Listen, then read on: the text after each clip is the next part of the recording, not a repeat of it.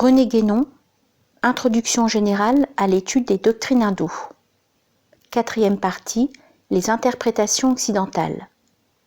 Chapitre 2, la science des religions. Il est à propos de dire ici quelques mots concernant ce qu'on appelle la science des religions, car ce dont il s'agit doit précisément son origine aux études indianistes.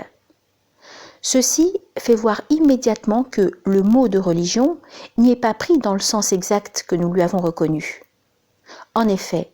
Burnouf, qui semble être le premier à avoir donné sa dénomination à cette science, ou soi-disant telle, néglige de faire figurer la morale parmi les éléments constitutifs de la religion, qu'il réduit ainsi à deux, la doctrine et le rite. C'est ce qui lui permet d'y faire entrer des choses qui ne se rattachent nullement au point de vue religieux, car il reconnaît du moins avec raison qu'il n'y a point de morale dans le Veda. Telle est la confusion fondamentale qui se trouve au point de départ de la science des religions, qui prétend réunir sous ce même nom toutes les doctrines traditionnelles, de quelque nature qu'elles soient en réalité. Mais bien d'autres confusions sont encore venues s'ajouter à celle-là, surtout depuis que l'érudition la plus récente a introduit dans ce domaine son redoutable appareil d'exégèse, de critique des textes et d'hypercritique, plus propre à impressionner les naïfs qu'à conduire à des conclusions sérieuses. La prétendue science des religions repose tout entière sur quelques postulats qui sont autant d'idées préconçues. Ainsi, il est admis que toute doctrine a dû commencer par le naturalisme, dans lequel nous ne voyons au contraire qu'une déviation qui, partout où elle se produisit, fut en opposition avec les traditions primordiales et régulières. Et à force de torturer des textes qu'on ne comprend pas, on finit bien toujours par en faire sortir quelque interprétation conforme à cet esprit naturaliste. C'est ainsi que fut élaborée toute la théorie des mythes, et notamment celle du mythe solaire, le plus fameux de tous, dont un des principaux propagateurs fut Max Müller, que nous avons déjà eu l'occasion de citer à plusieurs reprises parce qu'il est très représentatif de la mentalité des orientalistes. Cette théorie du mythe solaire n'est pas autre chose que la théorie astro-mythologique émise et soutenue en France vers la fin du XVIIIe siècle, depuis par Dupuy et Volney. On sait l'application qui fut faite de cette conception au christianisme comme à toutes les autres doctrines, et nous avons déjà signalé la confusion qu'elle implique essentiellement. Dès qu'on remarque dans le symbolisme une correspondance avec certains phénomènes astronomiques, on s'empresse d'en conclure qu'il n'y a là qu'une représentation de ces phénomènes, alors qu'eux-mêmes, en réalité, sont des symboles de quelque chose qui est d'un tout autre ordre, et que la correspondance constatée n'est qu'une application de l'analogie qui relie harmoniquement tous les degrés de l'être. Dans ces conditions, il n'est pas bien difficile de trouver du naturalisme partout, et il serait même étonnant qu'on n'en trouvât pas, dès lors que le symbole, qui appartient forcément à l'ordre naturel, est pris pour ce qu'il représente. L'erreur est au fond la même que celle des nominalistes, qui confondent l'idée avec le mot qui sert à l'exprimer. Et c'est ainsi que des érudits modernes, encouragés d'ailleurs par le préjugé qui les porte à s'imaginer toutes les civilisations comme bâties sur le type gréco-romain, fabriquent eux-mêmes les mythes par incompréhension des symboles, ce qui est la seule façon dont ils puissent prendre naissance. On doit comprendre pourquoi nous qualifions une étude de ce genre de prétendue science, et pourquoi il nous est tout à fait impossible de la prendre au sérieux. Et il faut encore ajouter que, tout en affectant de se donner un air d'impartialité, désintéressé, et en affichant même la sotte prétention de dominer toutes les doctrines, ce qui dépasse la juste mesure en ce sens, cette science des religions est tout simplement, la plupart du temps, un vulgaire instrument de polémique entre les mains de gens dont l'intention véritable est de s'en servir contre la religion, entendue cette fois dans son sens propre et habituel. Cet emploi de l'érudition dans un esprit négateur et dissolvant est naturel aux fanatiques de la méthode historique. C'est l'esprit même de cette méthode, essentiellement anti-traditionnelle, du moins dès qu'on l'a fait sortir de son domaine légitime. Et c'est pourquoi tous ceux qui attachent quelques valeurs réelles au point de vue religieux, sont ici récusés comme incompétents. Pourtant, parmi les spécialistes de la science des religions,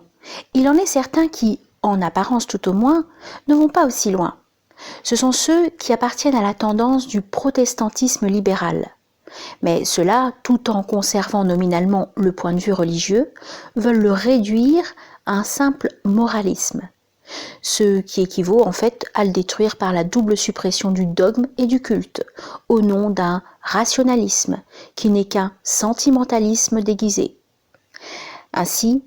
le résultat final est le même que pour les incroyants purs et simples, amateurs de morale indépendante, encore que l'intention soit peut-être mieux dissimulée. Et ce n'est là en somme que l'aboutissement logique des tendances que l'esprit protestant portait en lui dès le début. On a vu récemment une tentative, heureusement déjouée, pour faire pénétrer ce même esprit sous le nom de modernisme dans le catholicisme lui-même. Ce mouvement se proposait de remplacer la religion par une vague religiosité, c'est-à-dire par une aspiration sentimentale que la vie morale suffit à satisfaire, et qui, pour y parvenir, devait s'efforcer de détruire les dogmes en y appliquant la critique et en constituant une théorie de leur évolution, c'est-à-dire toujours en se servant de cette même arme de guerre qu'est la science des religions, qui n'a peut-être jamais eu d'autre raison d'être. Nous avons déjà dit que l'esprit évolutionniste est inhérent à la méthode historique, et l'on peut en voir une application parmi beaucoup d'autres dans cette singulière théorie d'après laquelle les conceptions religieuses ou supposées religieuses auraient dû passer nécessairement par une série de phases successives dont les principales portent communément les noms de fétichisme, de polythéisme et de monothéisme. Cette hypothèse est comparable à celle qui a été émise dans le domaine de la linguistique et suivant laquelle les langues, au cours de leur développement, passeraient successivement par les formes monosyllabiques, agglutinantes et flexionnelles. C'est là une supposition toute gratuite qui n'est confirmée par aucun fait et à laquelle les faits sont même nettement contraires, attendu qu'on n'a jamais pu découvrir le moindre indice du passage réel de l'une à l'autre de ces formes.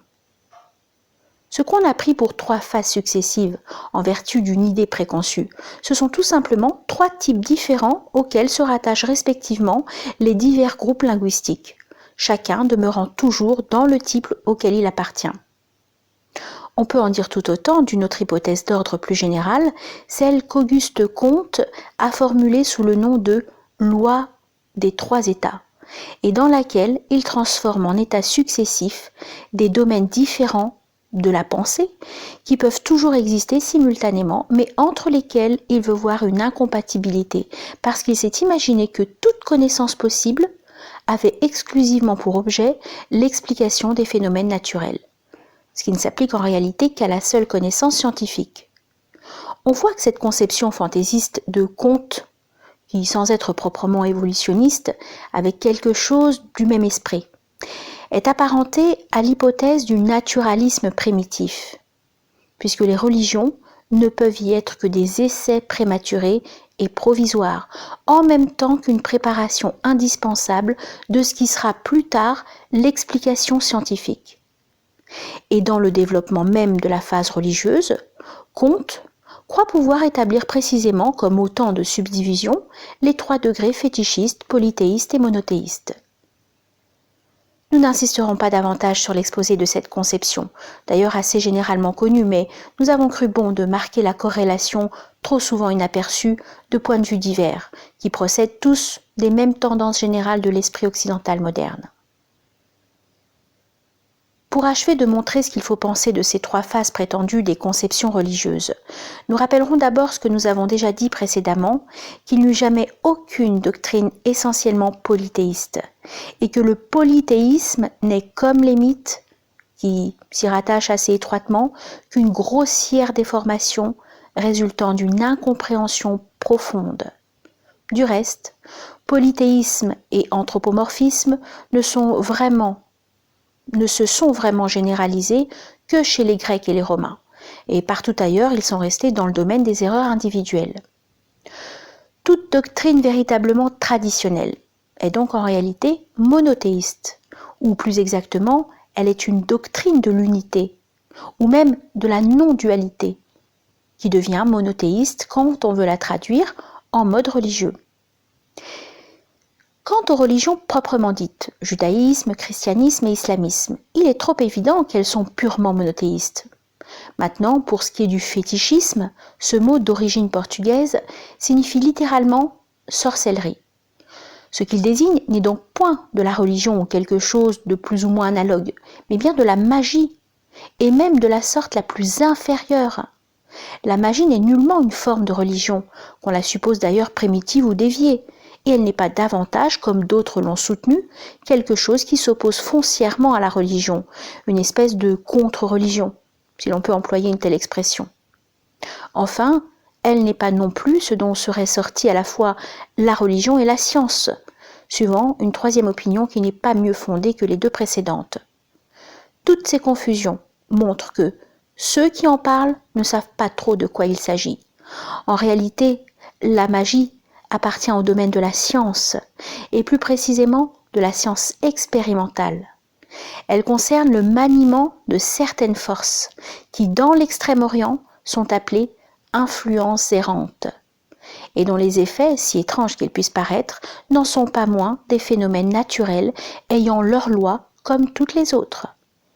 Cette science est assurément susceptible d'une base traditionnelle, mais alors même, elle n'a jamais que la valeur d'une application contingente et secondaire. Encore faut-il ajouter, pour être fixé sur son importance, qu'elle est généralement dédaignée des vrais détenteurs de la tradition, qui, sauf dans certains cas spéciaux et déterminés, l'abandonnent aux jongleurs errants qui en tirent profit en amusant la foule. Ces magiciens, comme on en rencontre fréquemment dans l'Inde, où on leur donne communément la dénomination arabe de fakir, c'est-à-dire pauvres ou mendiants, sont des hommes que leur incapacité intellectuelle a arrêtés sur la voie d'une réalisation métaphysique, ainsi que nous l'avons déjà dit. Ils intéressent surtout les étrangers, et ils ne méritent pas plus de considération que leurs compatriotes ne leur en accordent. Nous n'entendons aucunement contester la réalité des phénomènes ainsi produits, bien que parfois ils soient seulement imités ou simulés, dans des conditions qui supposent d'ailleurs une puissance de suggestion peu ordinaire, auprès de laquelle les résultats obtenus par les Occidentaux, qui essayent de se livrer au même genre d'expérimentation, apparaissent comme tout à fait négligeables et insignifiants. Ce que nous contestons, c'est l'intérêt de ces phénomènes dont la doctrine pure et la réalisation métaphysique qu'elle comporte sont absolument indépendantes. C'est ici le lieu de rappeler que tout ce qui relève du domaine expérimental ne prouve jamais rien, à moins que ce ne soit négativement, et peut servir tout au plus à l'illustration d'une théorie. Un exemple n'est ni un argument, ni une explication, et rien n'est plus illogique que de faire dépendre un principe même relatif d'une de ses applications particulières. Si nous avons tenu à préciser ici la vraie nature de la magie, c'est qu'on fait jouer à celle-ci un rôle considérable dans une certaine conception de la science des religions, qui est celle de ce qu'on appelle l'école sociologique. Après avoir longtemps cherché surtout à donner une explication psychologique des phénomènes religieux, on cherche plutôt maintenant en effet à en donner une explication sociologique. Et nous avons déjà parlé à propos de la définition de la religion. À notre avis, ces deux points de vue sont aussi faux l'un que l'autre, et également incapables de rendre compte de ce qu'est véritablement la religion, et à plus forte raison, la tradition en général. Auguste Comte voulait comparer la mentalité des anciens à celle des enfants, ce qui était assez ridicule. Mais ce qui ne l'est pas moins, c'est que les sociologues actuels prétendent l'assimiler à celle des sauvages, qu'ils appellent des primitifs, alors que nous les regardons au contraire comme des dégénérés. Si les sauvages avaient toujours été dans l'état inférieur où nous les voyons, on ne pourrait s'expliquer qu'il existe chez eux une multitude d'usages qu'eux-mêmes ne comprennent plus, et qui, étant très différents de ce qui se rencontre partout ailleurs, ce qui exclut l'hypothèse d'une importation étrangère, ne peuvent être considérés que comme des vestiges de civilisations disparues, civilisations qui ont dû être, dans une antiquité fort reculée, préhistorique même, celle de peuples dont ces sauvages actuels sont les descendants et les derniers débris. Nous signalons ceci pour rester sur le terrain des faits, et sans préjudice d'autres raisons plus profondes, qui sont encore plus décisives à nos yeux, mais qui seraient fort peu accessibles aux sociologues et autres observateurs analystes. Nous ajouterons simplement que l'unité essentielle et fondamentale des traditions permet souvent d'interpréter, par un emploi judicieux de l'analogie et en tenant toujours compte de la diversité des adaptations, conditionnées par celle des mentalités humaines, les conceptions auxquelles se rattachaient primitivement les usages dont nous venons de parler, avant qu'ils fussent réduits à l'état de superstition. De la même façon, la même unité permet aussi de comprendre dans une large mesure les civilisations qui ne nous ont laissé que des monuments écrits ou figurés. C'est ce que nous indiquions dès le début en parlant des services que la vraie connaissance de l'Orient pourrait rendre à tous ceux qui veulent étudier sérieusement l'Antiquité et qui cherchent à en tirer des enseignements valables, ne se contentent pas du point de vue tout extérieur et superficiel de la simple érudition.